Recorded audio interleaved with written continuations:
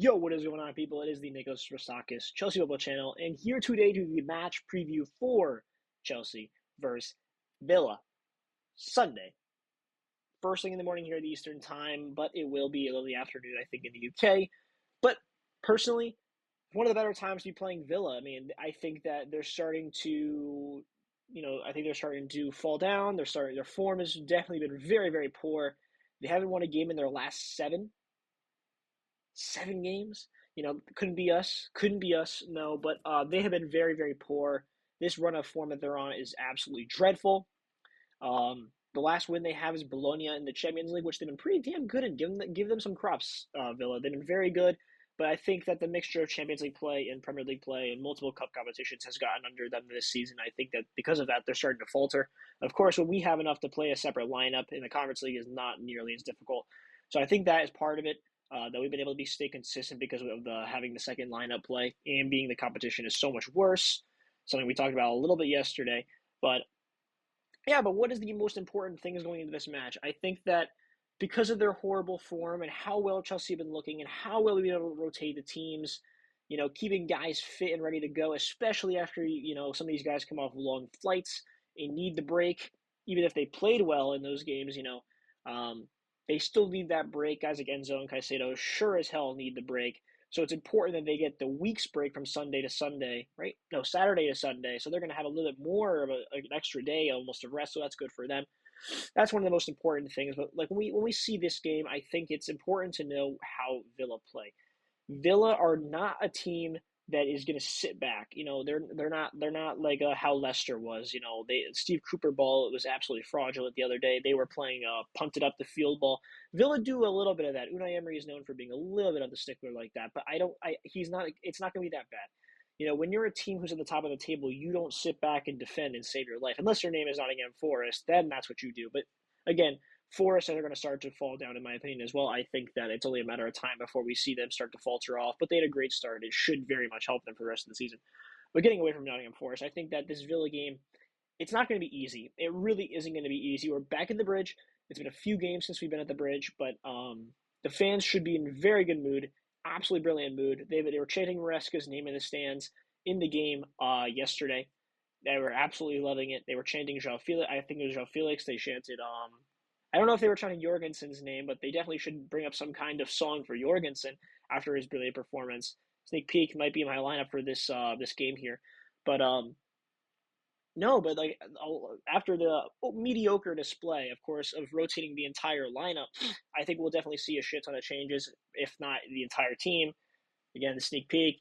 I may or may not have changed every position, but that was expected. It's what happens every single time almost. Um, but brilliant players on Villa's side. Watkins, got to look out for Watkins. Got to look out for who starts in their midfield. It used to be Douglas Costa or Douglas Luiz. It's not him anymore.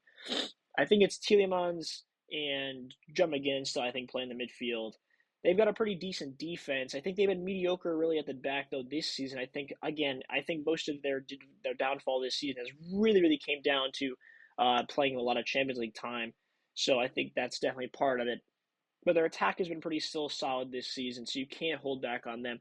I think it's going to be a tough challenge. Let's hop into the lineup. So here's the lineup we got over here for the game on Sunday.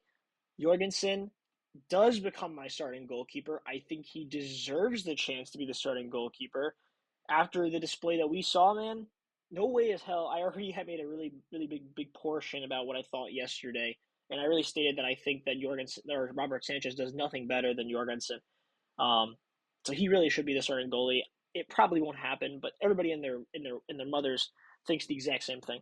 Cucurella comes back on the left hand side after Vega played well. Cucurella will come in. I just think he's one of the best left backs in the Premier League right now. He deserves all of the praise. Colwell and Fofana stay at center back. Of course, we could see someone like Benoit Badiashile play. Again, he played. That'd be 3 games in a row. I think he played mostly, of course, in the Conference League game because he wasn't going to be playing in this fixture. Because we are going to see the return of Malo Gusto. Of course, it's almost guaranteed that Gusto's going to come back in the mix, which also then means that um, Cucurella is probably not going to be getting up the field as much. But it also depends on how much tactical flexibility we see out of Maresca, because there could be a part of this game where we see somebody like, let's say Cucurella. Let's say he, instead of having inverted wingbacks in this one, he has Cucurella overlap or underlap past Neto, who we'll get into more in a second. But I think that there's a good chance that we might not see an inverted wingback. It all depends on based on how he sees the lineups. I haven't technically myself. I haven't liked how Gusto has played as an inverted wingback so far this season. I think that he needs to be more of that overlapper, underlapper. I think he's way more of an attacking wingback. So personally, in this one, there's a really good chance we could see more of a conventional 4-2-3-1, or maybe a different way you throw the system out. But I think Cucurella could do any role for you because I think he's that good of a player. He really could be fit in there in a back three. And I think they've done that pretty well so far this season. But I think the way that we'll see this lineup, I think will fit better not inverting a wing back against Villa. I think it would be better if we don't do it and we see overlaps and underlaps from both wing backs instead. Maybe one more defensive, one more attacking. I think that'll be better for the team. Enzo Fernandez, I think he needs to stay in the midfield. I think I loved his performance against Leicester. He was the man of match for a reason. He was brilliant, goal and an assist in that game. To be honest, if you don't play him in a game like this, then what is the point? I think you need to see what your 100 million, 200 million pound midfield can give you at the same time. They showed it against Leicester. They could show it here again against Villa. Obviously, I made the discovery that since he's been divorced with his wife, he has 6 goal contributions, I think, in 4 games or something. So I don't like to tie those things together, but Enzo's been brilliant since that whole debacle happened. So really hoping he can keep up his good form and really good overall tackling and passing. Everything about him was brilliant in that last game and the previous games. So if he can keep it up in that midfield, we're really going to see good things out of him. Caicedo, there's nothing to speak about Caicedo. He's literally a shoe-pin in this lineup. There's nobody who takes his spot. The only way he falls out of the lineup is with injuries. So Caicedo stays in there guaranteed. Palmer through the middle.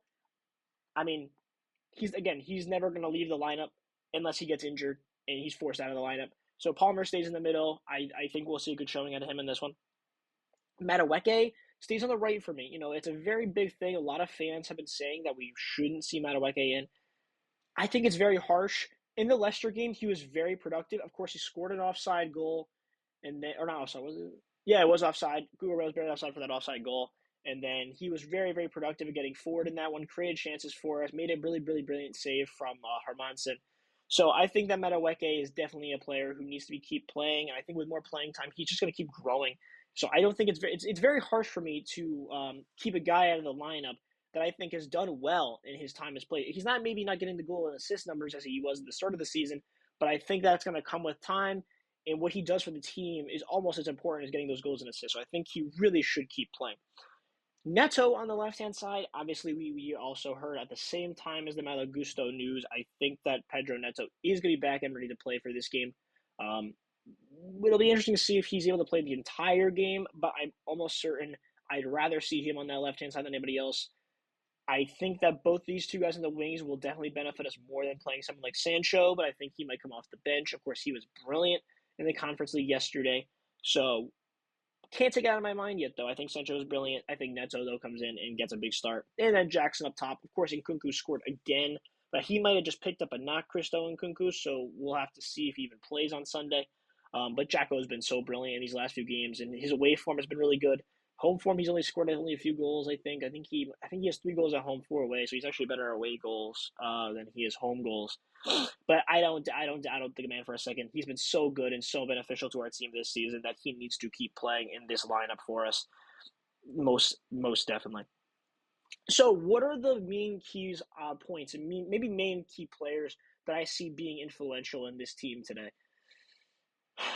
I think that Cole Palmer's been so quiet these last few games that, I think something's going to happen. I think that he is going to absolutely stomp this Villa team.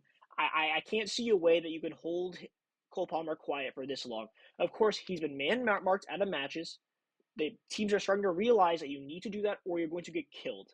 His passing, his shooting, his dribbling, everything about this guy is just so fantastic to the point where you literally cannot do anything in a team without man-marking him. So you have to do that. And in this one, like I said, you've been holding him on for too long. His goal and assist numbers for the last 3 games, he hasn't gotten one. This one, he's going to get on the score sheet. I have him scoring a goal in this one. I almost think it's too. It almost makes no sense to me if he doesn't get a goal and assist in this one. I think he's right there, literally right there. I think the last few games and getting goal and assist numbers, but I think that this is the one that we see him getting a goal and assist. I think we're going to see him have a dominant display in this one. Second player, I think that Pedro Neto broke through in that game versus Arsenal, that big goal. He was terrific in that entire match. But I think this is the match we're going to see Pedro Neto play a more beneficial role, and he's really, really going to run out Villa. I think him on that left hand side, even though it's not even his best side of the field, he was very good in that Arsenal game on the left. But right when he went on the right, he showed a lot more beneficial play. So again, we could see something Neto on the right more than somebody else playing on the left, but I think that even on the left, Neto is so good. So I think Neto is going to give us a goal or goal and assist in this one as well. I think it'll be the two of them get like either get goals and assist in this one. So I think Neto's up for a really, really, really brilliant display. And if I had to pick one more player out of the starting lineup who's really going to benefit this game, I think it's Nico Jackson. I think that Nico Jackson could easily be a guy who, again, gets a goal and assist. The way he makes his movements, the way he moves into channels, the way he is able to score goals, the way he's able to contribute into team play is so beneficial. The way he drops in to collect the ball and distribute and then make, again, off-field runs is just so good. His off-the-ball movement is just so beneficial to this Chelsea team. Like, if we didn't have him, we really, I think, be struggling in the league. I don't think even if Christo Nkunku starts, I think we're further down in the table. I think that with Jacko as a starter, I think we're seriously benefiting from his terrific play this season. So let me know what you guys think. Of course, Sunday is game day, one that I'm going to be trying to watch. I'll probably be working, so the reaction to that will be after the game or after work. I'll be trying to watch the game as I go. If not, I'll have to watch it after and then do a video after that. So thank you very much for watching. Look at the TikTok. Nicholas Prostakis CFC or Nicholas underscore Prostakis CFC on TikTok. Doing really well there right now. Instagram, same exact thing. Thank you guys for watching. See you guys then. Peace.